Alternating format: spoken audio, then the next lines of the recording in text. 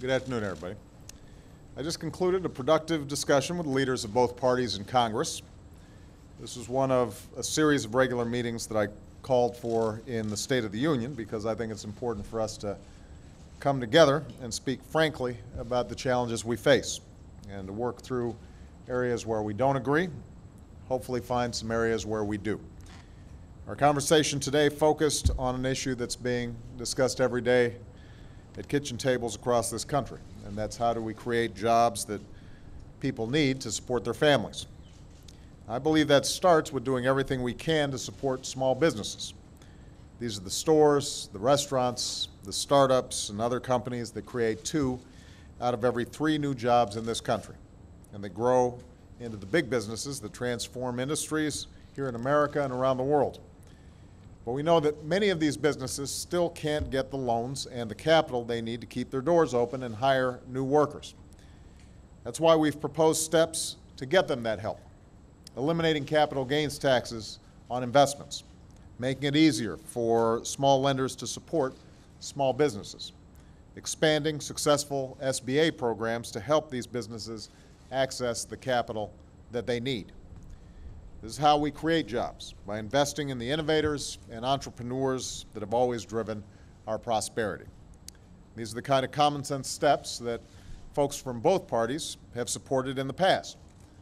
Steps to cut taxes and spur private sector growth and investment. And I hope that in the coming days we'll once again find common ground and get this legislation passed.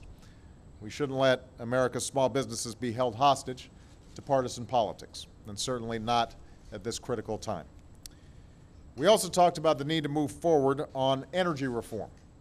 The Senate is now poised to act before the August recess, advancing legislation to respond to the BP oil spill and create new clean energy jobs. That legislation is an important step in the right direction, but I want to emphasize it's only the first step. And I intend to keep pushing for broader reform, including climate legislation. Because if we've learned anything from the tragedy in the Gulf, it's that our current energy policy is unsustainable.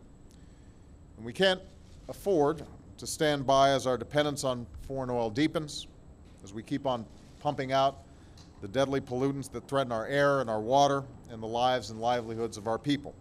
And we can't stand by as we let China race ahead to create the clean energy jobs and industries of the future.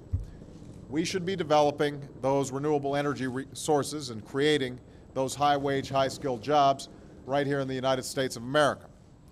That's what comprehensive energy and climate reform would do, and that's why I intend to keep pushing this issue forward. I also urged the House leaders to pass the necessary funding to support our efforts in Afghanistan and Pakistan. I know much has been written about this in recent days as a result of the substantial leak of documents from Afghanistan covering a period from 2004 to 2009. While I'm concerned about the disclosure of sensitive information from the battlefield that could potentially jeopardize individuals or operations, the fact is these documents don't reveal any issues that haven't already informed our public debate on Afghanistan. Indeed, they point to the same challenges that led me to conduct an extensive review of our policy last fall. So let me underscore what I've said many times. For 7 years, we failed to implement a strategy adequate to the challenge in this region, the region from which the 9/11 attacks were waged and other attacks against the United States and our friends and allies have been planned.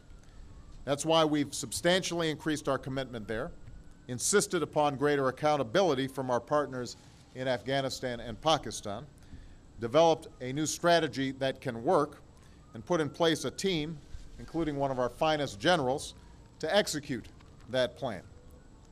Now we have to see that strategy through.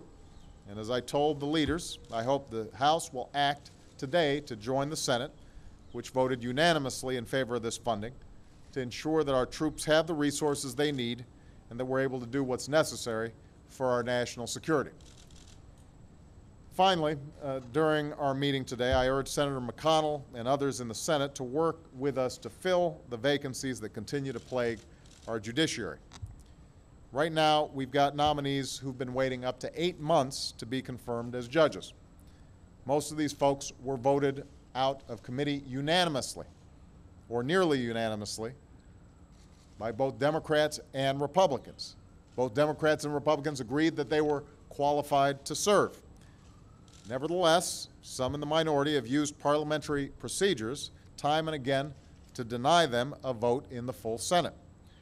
Now, if we want our judicial system to work, if we want to deliver justice in our courts, then we need just judges on our benches. And I hope that in the coming months we'll be able to work together to ensure a timelier process in the Senate. Now, we don't have many days left before Congress is out for the year, and everyone understands that we're less than 100 days from an election. It's during this time that the noise and the chatter about who's up in the polls and which party's ahead threatens to drown out just about everything else. But the folks we serve, who sent us here to serve, they sent us here for a reason. They sent us here to listen to their voices. They sent us here to represent their interests, not our own. They sent us here to lead. And I hope that in the coming months we'll do everything in our power to live up to that responsibility. Thanks very much.